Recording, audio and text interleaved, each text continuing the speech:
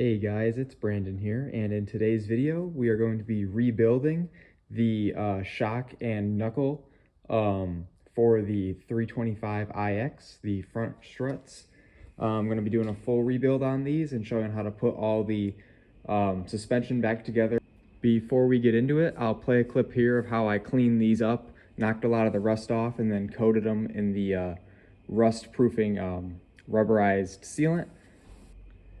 So here on the shocks, you can see these are the top hats here for both of the passenger and the driver's side. This is what they look like before. I put them in the parts washer, knocked off all the loose rust. You can see it's a bunch of just surface rust, nothing catastrophic in terms of like holes or anything like that.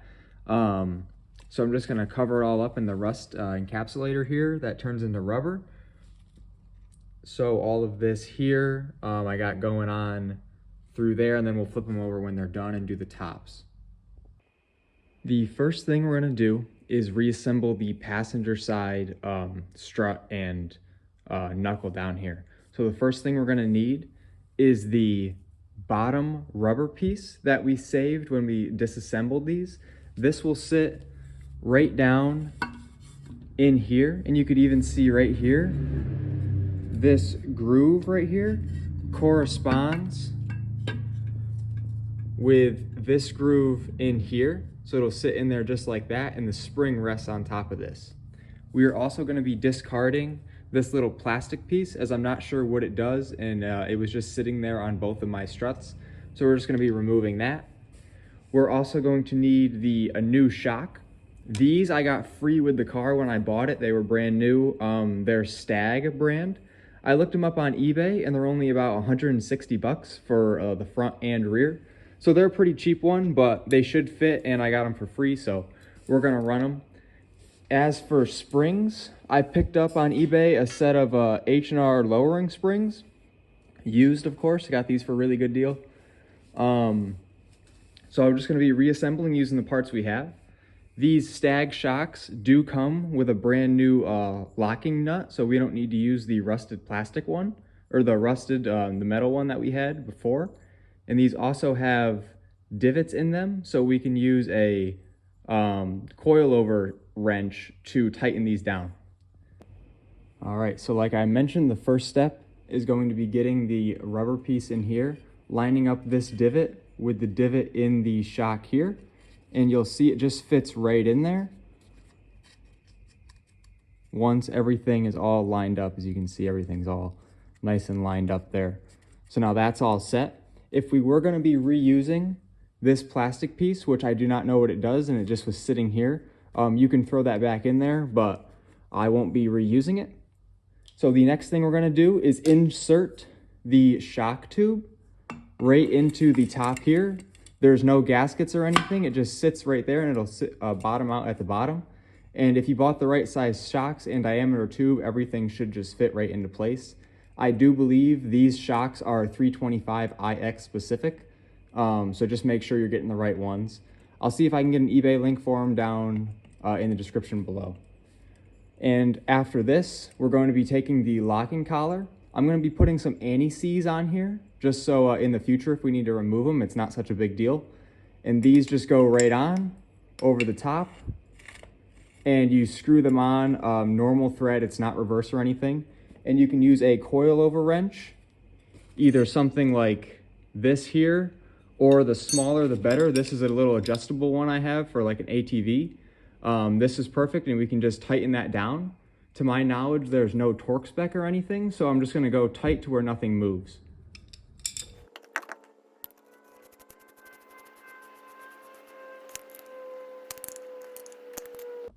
The next thing we're going to want to do is get our top hats here. Looking at them both, this one was off the passenger side, but the passenger and the driver's side are the same, so you can interchange them if you forgot which one came off of which. We're going to want to get our other rubber ring here, and it'll be the same process. Underneath here, there's a little divot that'll correspond with the divot on the rubber ring, and we're just going to want to push these right into each other so the spring has a good, nice place to rest to that's not right on the metal. The next thing we're going to do is get our spring here. Like I mentioned, these are the H&R Sport springs. As you can see, they are written on. Now there is no right and left equivalent, like they're the same thing, but you can see that the front springs here are very different than the rear, so it's pretty hard to get those mixed up. And you're gonna wanna install these with the writing so you can read it. So this would be the bottom here, this would be the top where the top hat mounts to, and you can see too, these spring coils get closer together, and on the bottom they're farther apart. So the bottom, would be the farther apart ones.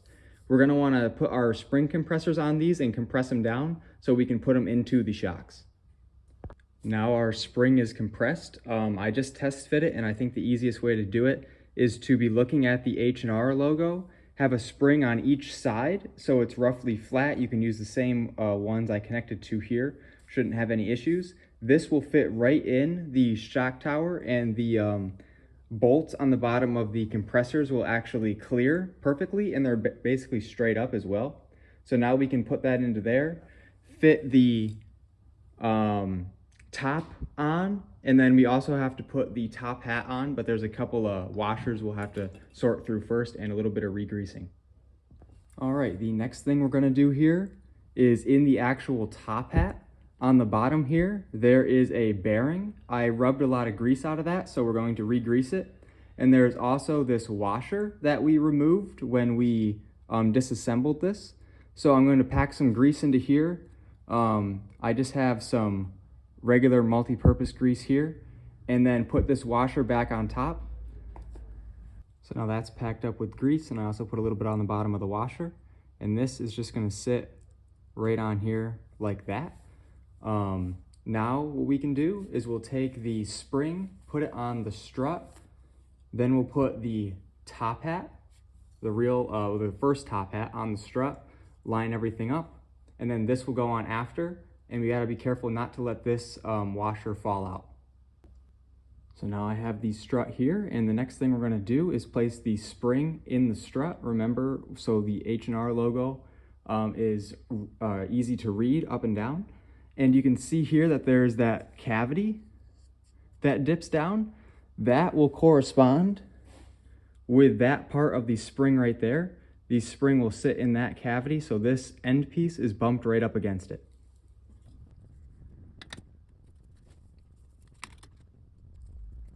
So now the spring is set in the bottom, and the next step, like we mentioned, is going to be to put on this second top hat here.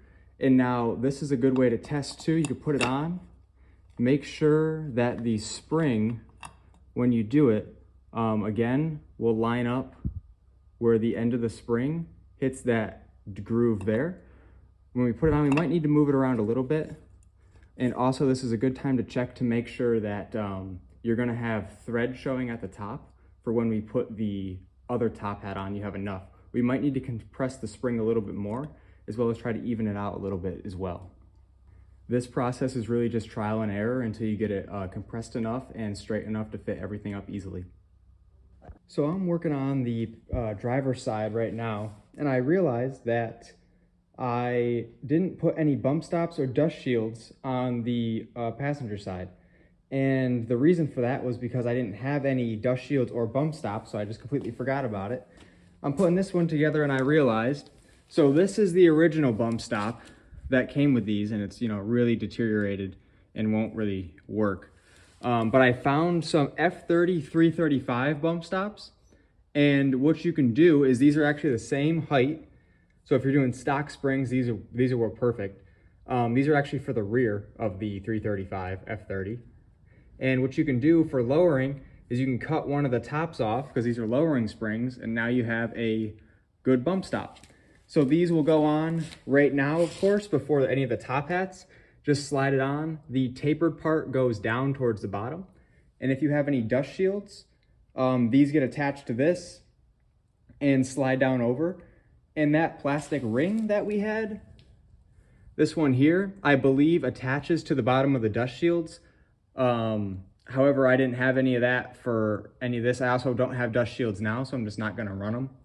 But this would also go on now, so you can attach your dust shields to them. So right here, all I had to do was tighten it up a little bit more, And this fits on perfectly now. And remember, we're gonna line the end of the spring up with the stop in the rubber piece. You can put it on and then it should go until it stops, just like that. You could see we have plenty of thread as well, so this is gonna be perfect to put the top hat on. The next step now is gonna be to put the top hat on. This only fits one way, and if everything's greased up right, the bearing shouldn't really move. If you do have trouble getting this to stay, you can put this on first and then just put the top hat on. But basically, it just goes straight on just like this. And now it's all set and ready. You can see too, we have some thread showing there, which is all we need. These shocks did come with a new nut, but we do need a washer as well below it, which we're gonna have to reuse from when we took these apart. So I have the washer and the nut here, so I'm just going to drop the washer into place, make sure there's still a couple threads showing, and then we can also just put the nut in there, and then it is an 18 millimeter, and we can start threading it on by hand. So now we have the nut started to be threaded on there, and the original nut that was on here, if you're reusing those, are gonna be 18 millimeter, but the new one is actually 19. So instead of using an impact socket, you have to use just a regular chrome socket because the walls are a little thinner. And you can get that in there and tighten that down. Once you have some threads on there, we're just gonna wanna make sure everything else is lined up again.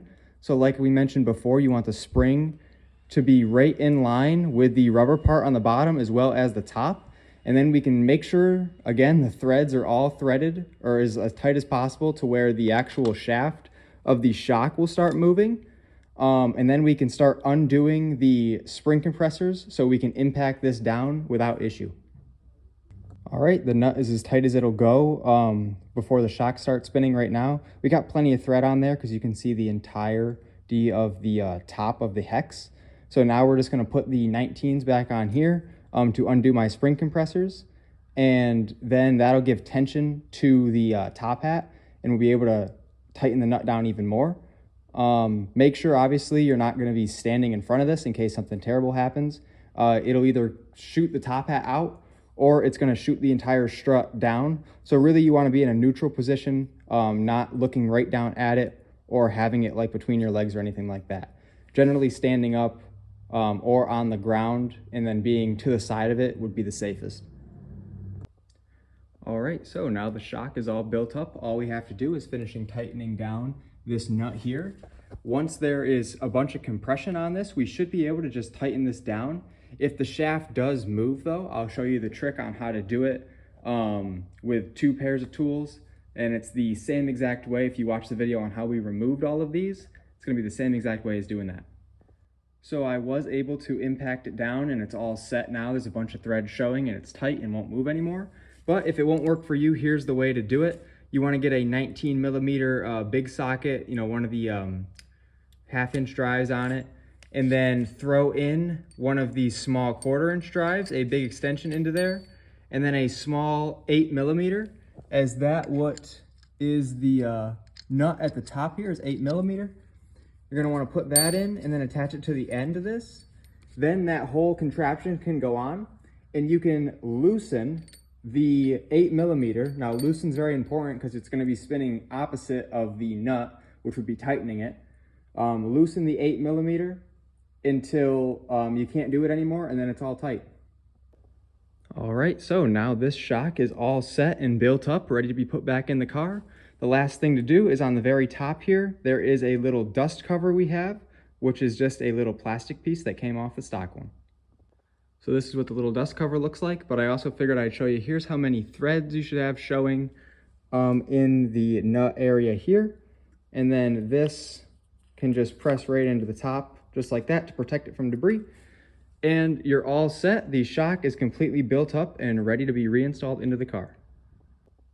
All right, so it's gonna be the same procedure now for the driver's side. It's gonna be doing the exact same thing. I'm gonna have this time-lapsed here so you can see the whole process from start to finish. And if you guys have any questions, leave them in the comments below, and thank you for watching.